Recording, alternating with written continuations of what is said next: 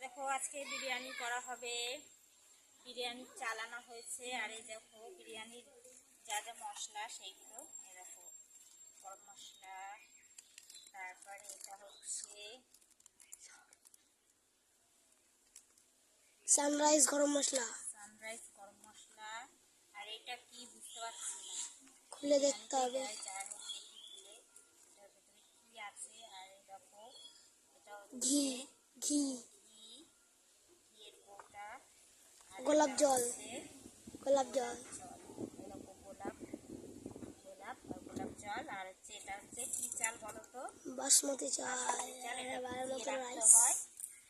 জলে ভিজিয়ে রাখলাম। এই যে জলে ভিজানো হয়ে গেল।